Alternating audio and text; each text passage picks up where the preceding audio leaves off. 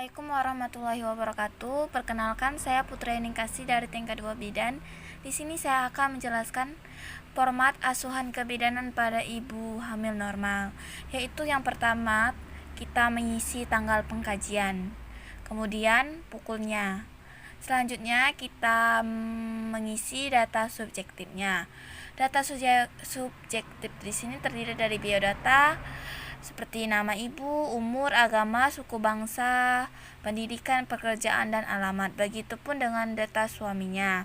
Kemudian kita isi alasan datang. Apa sih alasan ibu datang ke bidan ini? Kemudian selanjutnya yaitu data kebidanan.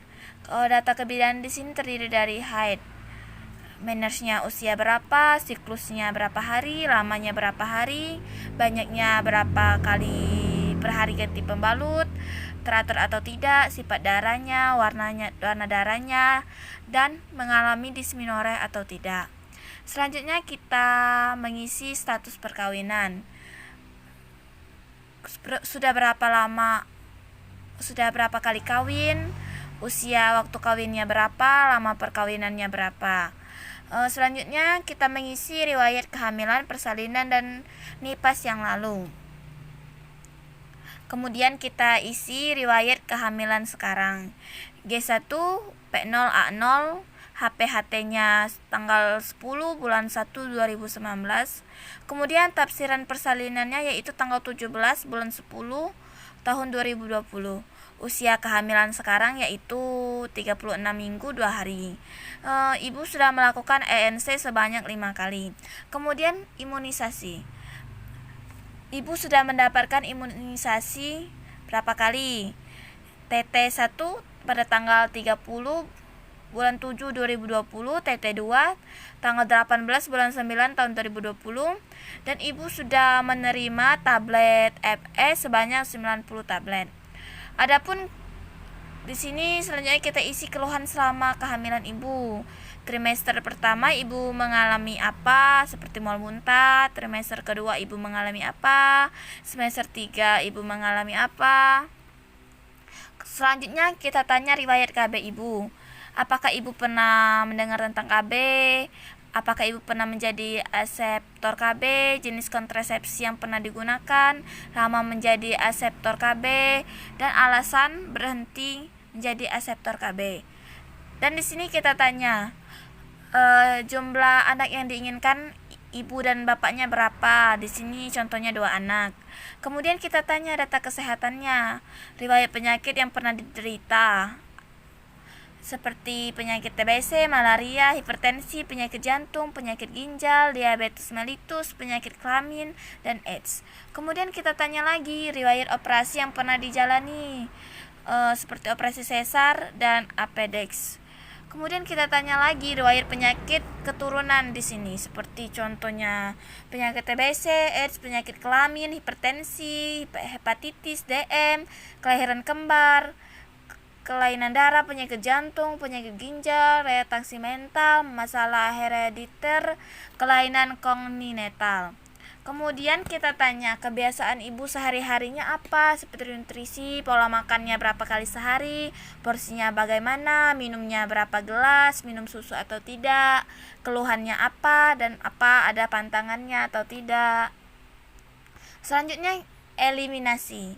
BAK, frekuensinya berapa kali sehari, warnanya apa, penyulitnya ada atau tidak. Kemudian BAB, frekuensinya berapa kali, warnanya apa, penyulitnya ada atau tidak. Kemudian selanjutnya kita tanya istirahat dan tidur ibunya gimana, istirahatnya berapa, malam berapa jam dan siang berapa jam. Kemudian apa sih aktivitas yang dilakukan ibu.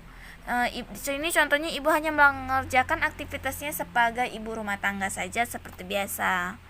Kemudian kita tanya lagi olahraga dan reaksi. Olahraganya apa? Rekreasinya apa? Kemudian kita tanya lagi personal hygiene-nya. Gosok giginya berapa hari sekali bu? Mandinya berapa kali? Ganti pakaian dalamnya berapa kali? Contohnya 3 kali, 2 kali, dan 2 kali. Kemudian kita tanya data psikososial ibu pribadinya. Bagaimana hubungan dengan suami, bagaimana dengan hubungan keluarga, bagaimana harapan ibu terhadap kehamilan, rencana melahirkannya di mana, persiapan yang dilakukan, rencana menyusui dan merawat anak, kemudian data suami dan keluarga. Apa sih harapan suami dan keluarga terhadap ibu dan bayi ini? Persiapan yang dilakukan, pengambilan keputusan dalam keluarga, siapa? Ini contohnya suami. Kemudian budaya, adakah kebiasaan atau adat istiadat yang dilakukan untuk mempengaruhi kehamilan? Di sini contohnya tidak ada. Kemudian selanjutnya yaitu data objektif. Data objektif di sini terdiri dari pemeriksaan umum. Kesadaran ibunya gimana? Tekanan darahnya berapa? Nadinya, suhunya, berat badan sebelum hamil, berat badan sekarang, tinggi badannya berapa, lilanya berapa. Kemudian pemeriksaan khusus, inspeksi kepalanya ibunya gimana, rambut, mata, hidung, mulut, muka, kemudian leher, payudara, mamae, area mamae gimana, puting susunya menonjol atau tidak, sudah ada kolostrum atau tidak, ada tidak kelainan. Selanjutnya abdomen, apakah abdomennya besar sesuai kehamilan, ada tidak striae levae linea nigra, ada tidak luka bekas operasi, kemudian genitalia eksternalnya gimana, kelenjar, apakah ada kelenjar Bartolini atau tidak, apakah ada pengeluaran, kita tanya adakah pengeluaran sekret vagina atau tidak, jenisnya gimana, warnanya gimana, baunya gimana, kemudian ekstremitas bawah, tungkainya simetris atau tidak, ada odem atau tidak, ada varises atau tidak, dan ada kelainan atau tidak. Kemudian palpasi, kita lakukan palpasi. Leopard satunya gimana, di sini TFU nya 31 cm pada pundus seraba lunak, yang kurang melanting berarti bokong. Leopard 2 nya pada bagian kanan teraba keras, datar memanjang berarti punggung, pada bagian kiri teraba bagian-bagian kecil yang berarti ekstremitas. Leopard 3 nya didapatkan bagian bawah janin teraba keras, bulat dan melenting yang berarti kepala. Leopard 4 nya diperem penurunan kepala 4/5. TBJ nya 3100 gram. Kemudian auskultasinya DJJ, frekuensinya 130 kali per menit, lokasinya di sebelah kanan di bawah pusat ibu. Perkusi refleks patelanya positif. Pengukuran panggul,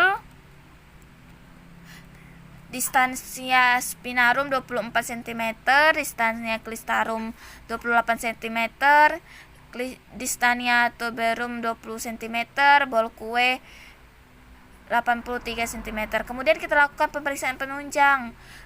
HB-nya berapa? Di sini HB-nya 11 gram. Golongan darahnya apa? Urinnya, protein, glukosa. Kemudian selanjutnya kita lakukan analisa data atau asesmen. Diagnosa ibu G1 P1 A0 dengan usia kehamilan 36 minggu 2 hari, tunggal, hidup, intrauterin, presansi kepala, posisi puka. Masalah kadang ibu merasa panas saat BAK. Kebutuhan penyuluhan tentang pentingnya banyak mengkonsumsi air putih.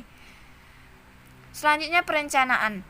Apa saja yang akan kita rencanakan untuk ibunya?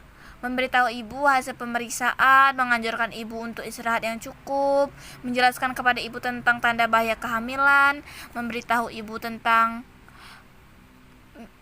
tanda-tanda persalinan, dan menganjurkan ibu untuk melakukan kunjungan ulang untuk memeriksa kehamilannya seminggu sekali apabila ada keluhan. Itu saja penjelasan dari saya. Terima kasih. Wassalamualaikum warahmatullahi wabarakatuh.